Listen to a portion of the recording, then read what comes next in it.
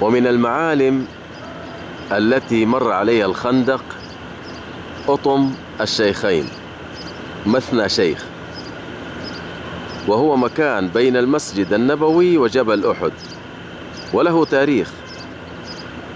فهنا عسكر الرسول عليه الصلاة والسلام لما خرج بالمسلمين إلى غزوة أحد، وفيه نكص عبد الله بن أبي بن سلول وانسحب من الجيش ومعه 300 من الشيعي.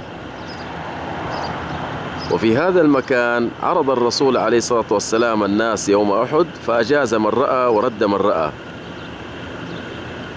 وسمي بالشيخين لأن شيخا وشيخة كان يتحدثان هنا.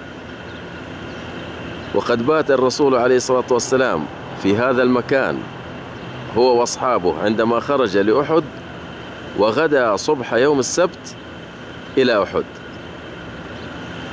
وقد أنشئ في هذا الموقع مسجد، لأن الرسول عليه الصلاة والسلام صلى في هذا المكان صلاة العصر والمغرب والعشاء،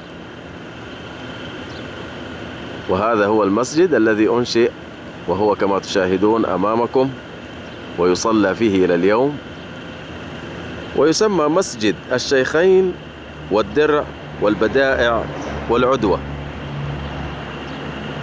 ومن عند هذا المكان كانت بداية حفر الخندق إلى أطم المذاد. نلتقط صورة لما حول أطم الشيخين أو مسجد الشيخين، وما حصل في المكان من تغيرات، حيث بنيت العماير ما شاء الله تبارك الله، وسككت الطرق، وكان هذا المكان يسمى أطم الشيخين. والأطم هو المكان المرتفع أو الحصن المرتفع أو البيت المرتفع، والآن لا نجد حصنا، فربما أزيل بسبب تغيرات المكان وتطورات المكان، لكن بقي هذا المسجد شاهدا لوجود هذا الأثر وهذا التاريخ.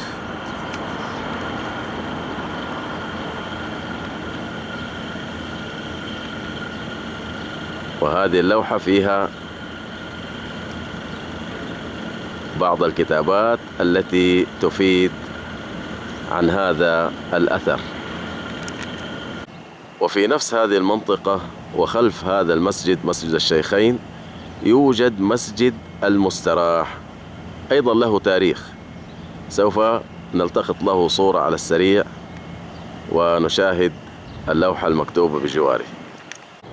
هذا هو مسجد المستراح أو مسجد بني حارثة، حيث استراح الرسول عليه الصلاة والسلام بعد أن رجع من غزوة أحد في هذا المكان، وصلى في هذا المكان.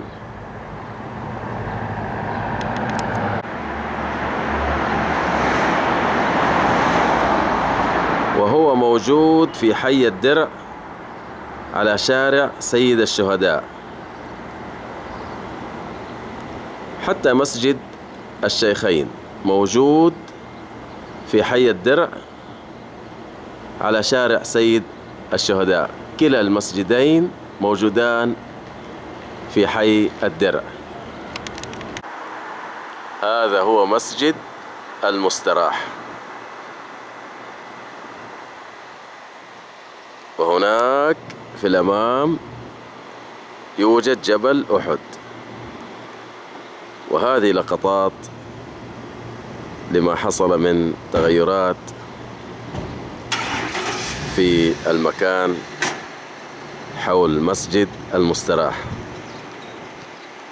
وهذا هو طريق سيد الشهداء، وهناك في الأفق في الأمام المسجد النبوي.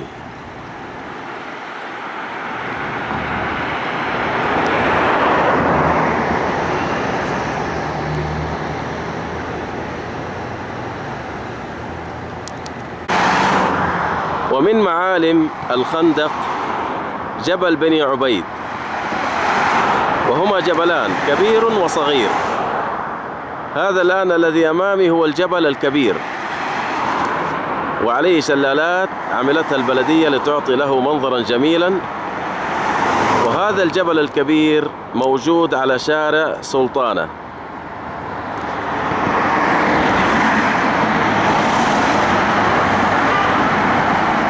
وإذا طولت فتجد أمامك هناك إشارة، فإما أن تأخذ يمينا فتذهب إلى منطقة الخندق، أو تذهب على طول فتصل إلى الحرم. وهناك الجبل الصغير وهو موجود خلف الجبل الكبير في الحارة التي تسمى بحارة الكردي. سوف ندخل الحارة إن شاء الله ونشاهد الجبل الصغير. وهذا هو جبل بني عبيد الصغير، وهو موجود خلف الجبل الكبير. لاحظوا هذا الجبل الكبير الذي هناك في الأمام، وتدخل إليه من عند مسجد الخير. مسجد الخير موجود هنا بجوار البيت هذا الذي أمامي بالتمام. فتدخل من هذا الزقاق أو الشارع الصغير وتجد الجبل على يسارك.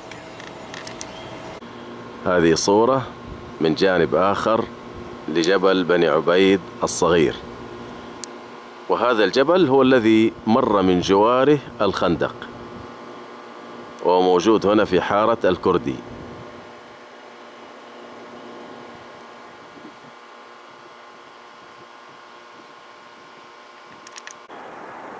هذا هو جبل بني عبيد، هذا الجبل الكبير،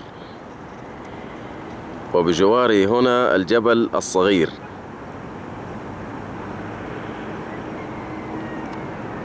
هذا الجبل الصغير جبل بني عبيد. فهذه هي جبال بني عبيد التي مر من جوارها الخندق.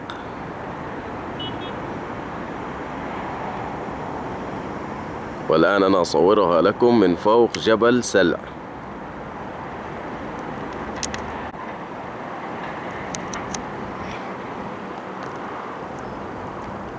هذا هو جبل سلع.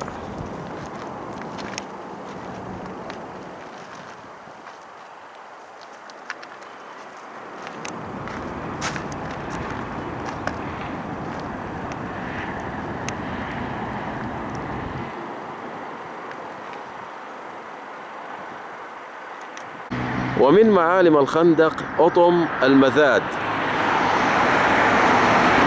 هذا الجبل الصغير الذي ترونه أمامكم هو أطم المذاد، وإليه ينتهي حفر الخندق. ولكن الخندق هنا في هذه المنطقة ليس بعميق، ولذلك وضع الرسول عليه الصلاة والسلام على جبل سلع وهو قريب من هنا مواقع للصحابة رضي الله عنهم ليشاهدوا هذه المنطقة الضعيفة. والآن الجبل أزيل شيء منه وانقسم إلى قسمين. هذا الجزء الكبير هو القسم الأول، وأزيل الجزء الذي هنا في الوسط بسبب هذه السكة الحديثة. ويوجد الجزء الآخر هنا سوف نراه بعد قليل. وهذا الأطم موجود على شارع الأمير عبد المجيد بن عبد العزيز، هذا الشارع الذي أمامنا.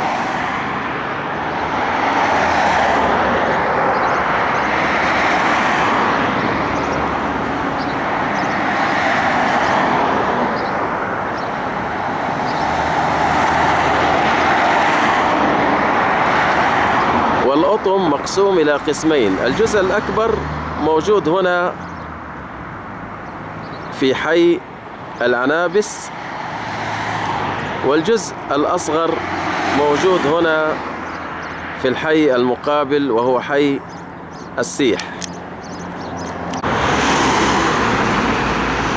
هذا موقع آخر نصور منه أطم المذاد وانظروا كيف هذه السكة شقته بالنصفين، وهذا هو الجزء الصغير الآخر تكملة الأطم.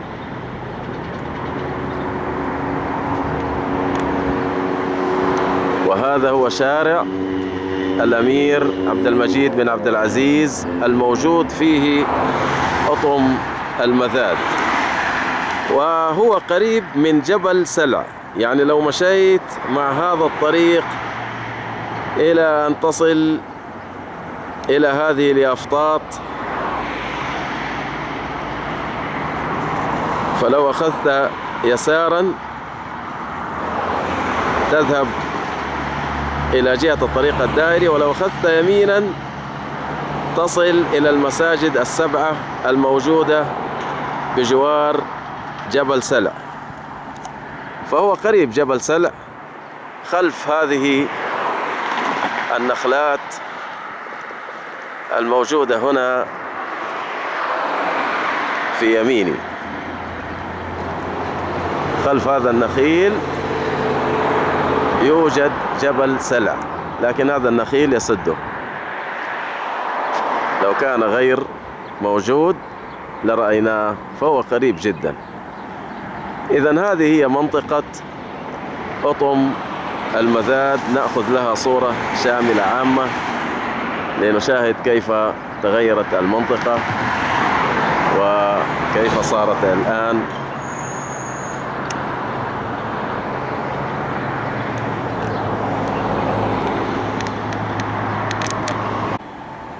هذا هو أطم المذاد.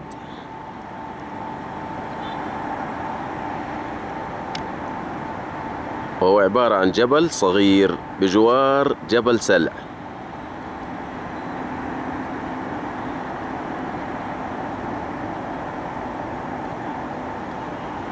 والآن أنا أصوره لكم من فوق جبل سلع.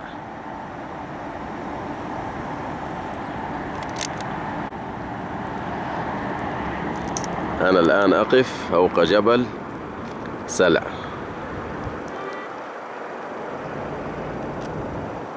وهناك بعض القلاع العثمانية القديمة لا تزال قائمة عليه إلى اليوم. ما شاء الله تبارك الله.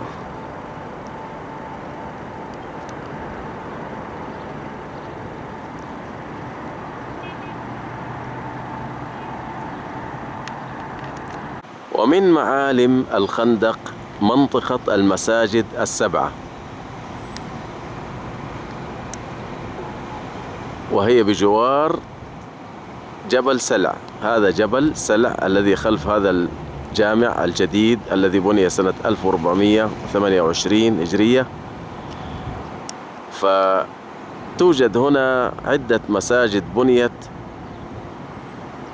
مكان ما كان يصلي الصحابة رضي الله عنهم الذين كانوا يحرسون الخندق، فبني مكان ما كانوا يصلون هذه المساجد. هذا مسجد الفتح الذي ترونه أمامكم، وهنا يوجد أيضا مسجد آخر. وكانت واضحة حقيقة قبل أن يبنى هذا المسجد من زمان. أتينا إلى هنا قبل تقريبا فوق 30 سنة، وكانت موجودة كلها ورممت عدة مرات، لكن الآن لا أراها كلها، أرى بعضها. وهنا أيضا يوجد مسجد من المساجد السبعة. إذن هي مواضع كان يصلي فيها الصحابة رضي الله عنهم الذين كانوا يحرسون الخندق، فبني مكانها هذه المساجد وسميت بأسماء الصحابة رضي الله عنهم الذين كانوا يحرسون في المنطقة ويصلون في المنطقة. والمساجد السبعة هي مسجد الفتح، ومسجد سلمان الفارسي، ومسجد أبي بكر الصديق، ومسجد عمر بن الخطاب، ومسجد علي بن أبي طالب، ومسجد سعد بن معاذ رضي الله عنهم جميعا.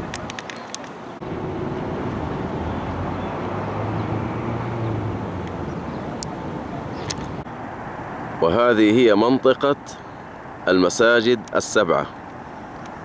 ويوجد هنا بعض هذه المساجد مثل مسجد الفتح هذا الذي على اليمين، وأيضا يوجد هذا المسجد الثاني، وهناك الثالث،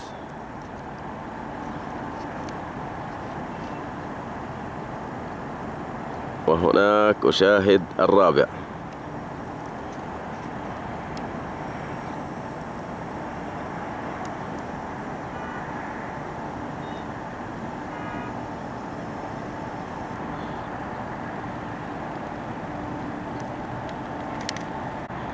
من المعالم المتعلقة بالخندق مسجد الفتح هذا الذي ترونه أمامكم. وفي هذا المكان اعتكف الرسول عليه الصلاة والسلام، وكانت فيه خيمته، فاعتكف فيها يوم الاثنين والثلاثاء والأربعاء يطلب من الله عز وجل هزيمة الأحزاب ونصر المسلمين، فاستجاب الله لدعوته ما بين صلاة الظهر والعصر، وخرج يبشر المسلمين، وبعدها جاءت الريح العاصفة القوية التي طردت الأحزاب. ومن معالم الخندق مقبرة الصحابة التي أمامنا، والتي قبر فيها الصحابة الذين استشهدوا في معركة الخندق أو الأحزاب، والموجودة أمام مسجد الفتح الذي خلفها، وهو فوق الجبل على اليمين كما تشاهدونه في الصورة. وقد قبر في هذه المقبرة الصحابة الشهداء، وهم أنس بن أوس بن عتيك الأنصاري الأوسي، والطفيل بن مالك بن النعمان الأنصاري، وعبد الله بن سهل الأنصاري، وثعلبة ابن غنمة الأنصاري الخزرجي، وكعب بن زيد الأنصاري، وسنان ابن صيفي ابن صخر بن خنساء، وعبد الله ابن أبي خالد ابن قيس الأنصاري الخزرجي. وهناك صحابي جليل استشهد أيضا بعد غزوة الخندق، لكن لم يقبر هنا وإنما قبر في البقيع، وهو سعد ابن معاذ رضي الله عنهم جميعا. وهذه المقبرة توجد هنا أيضا بجوار جبل سلع. وهذه صورة لتضاريس المكان وما يوجد فيه من معالم.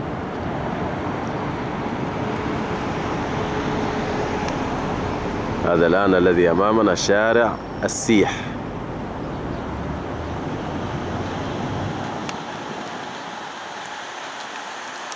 ومن معالم الخندق مسجد الراية أو مسجد جبل ثباب، وهو مسجد صغير يسمى الراية أو يسمى مسجد جبل ذباب، وهو موجود شمالي جبل سلع وقريبا منه، وهو موجود خلف هذه الأبنية التي أمامنا، فهو صغير وغير واضح لأنه خلف هذه الأبنية التي أمامنا، لكن هذا الجبل الصغير كان معلما من معالم الخندق، فالخندق يمر من جواره. ناخذ صورة كاملة للمنطقة ونرى ما فيها من تضاريس. وهو موجود في حي الراية بالقرب من طريق عثمان بن عفان رضي الله عنه. هذا الآن الذي أمامنا طريق عثمان بن عفان رضي الله عنه. هذا طريق عثمان بن عفان.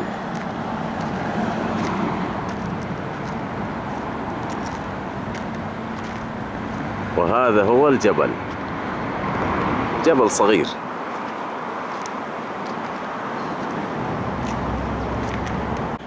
الآن ارتقيت فوق الجبل وهذا منظر لشارع عثمان بن عفان رضي الله عنه. وسوف نكمل الطريق إلى مسجد الراية. يروى أنه سمي مسجد الراية لأنه نصبت عليه قبة لرسول الله صلى الله عليه وسلم في غزوة الأحزاب، فركزها فوقه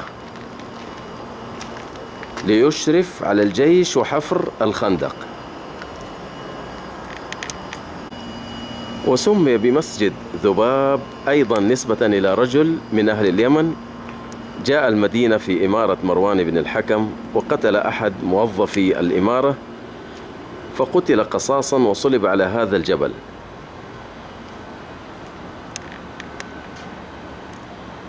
وقد بني في عهد عمر بن عبد العزيز رضي الله عنه ورحمه الله، وتهدم في القرن الثالث، ثم أعاد بناءه الأمير جنبك عام 845. هذا هو المسجد، وهو من المساجد التي مر عليها الخندق. وقد عنيت به وزارة الأوقاف السعودية وحافظت على شكله القديم ليبقى معلما تراثيا. ويبلغ طول المسجد 4 أمتار وارتفاعه 6 أمتار، وفوقه قبة لكنها لا تظهر الآن وتظهر من الداخل. فالمسجد حجمه صغير جدا، يبدأ من الميكروفون الذي على اليمين إلى الميكروفون الذي على اليسار فقط، وبقي معلما يدل على أثر من آثار غزوة الخندق.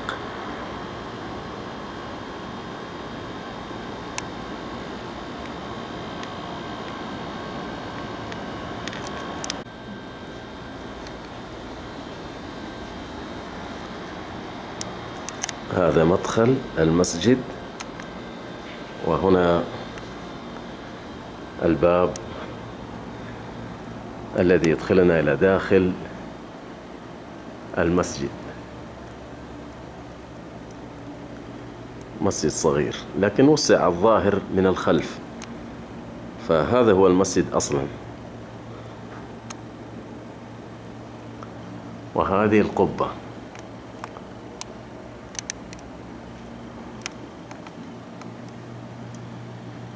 وتلك التوسعة.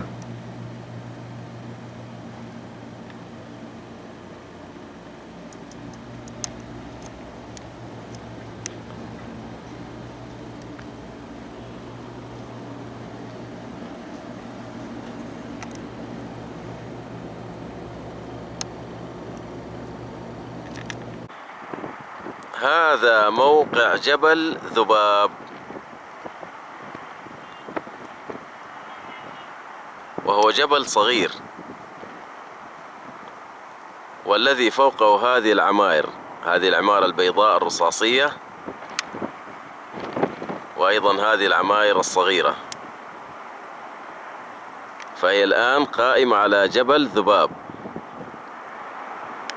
وخلف هذا البيت الصغير يوجد مسجد الراية، وهو مسجد صغير وله منارة صغيرة أيضا لا تظهر من هنا من فوق جبل سلع وأنا أصور المكان.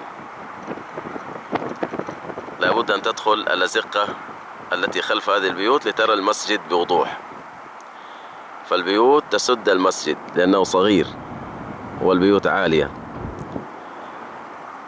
فهذا هو موقع جبل ذباب، والذي عليه أيضا مسجد الراية. والشارع الذي بجوار الجبل يسمى شارع عثمان بن عفان رضي الله عنه.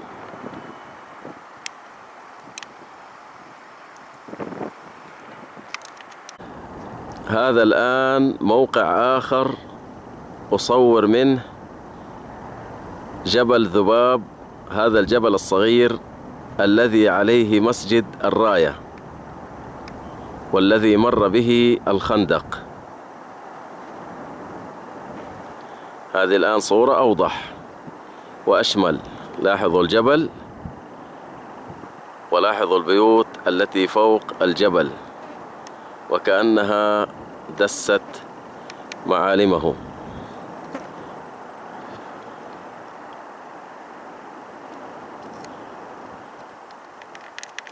ومن المعالم المتعلقة بالخندق أثر مكتوب على صخرة وهي موجودة في أعلى جبل سلع من جهة كهف بني حرام أو كهف السجدة. هذا الآن أمامي كهف السجدة الموجود على جبل سلع. نجعل الكهف على يميننا ونصعد إلى أعلى الجبل وهناك نجد الصخرة. الآن بعد أن صعدنا إلى الجبل قريبا من القمة، وهنا على يساري يوجد كهف بني حرام أو كهف السجدة. وبعد أن وصلت إلى القمة فوجدت هذه الكتابات.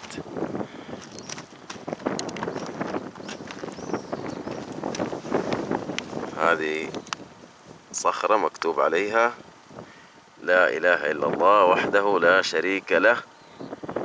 بعدين هنا نصر من، هذه ما هي واضحة، على، ثم كلمة ما هي واضحة، وهنا كأنه مكتوب شهد بدر، والله أعلم.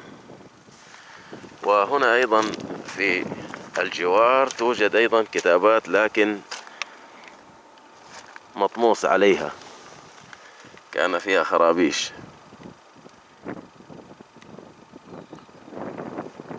والله أعلم ماذا مكتوب عليها، الله أعلم.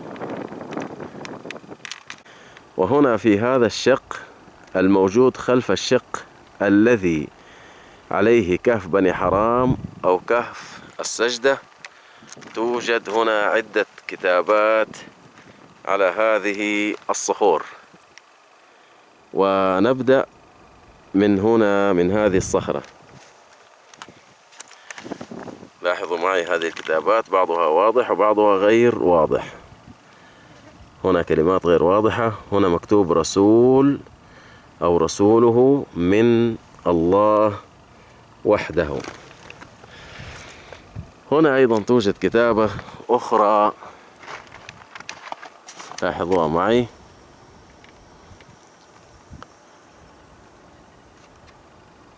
كلمات عربية لكن لا أستطيع أن أفسرها أو لا أستطيع أن أقرأها قراءة سليمة.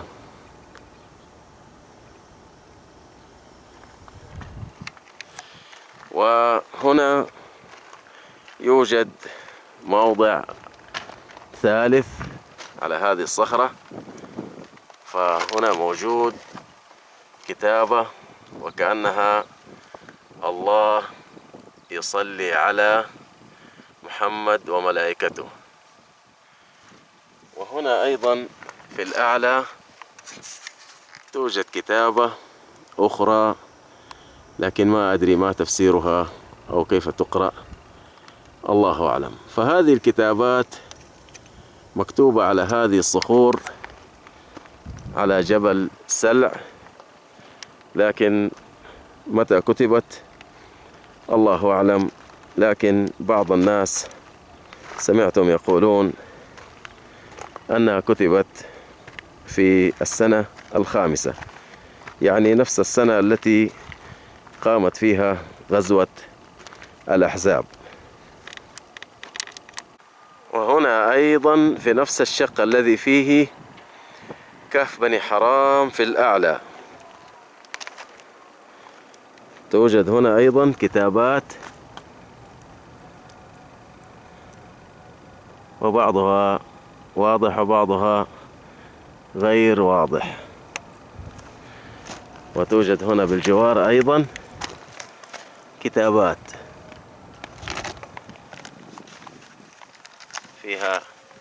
كلمة الله سبحانه وتعالى.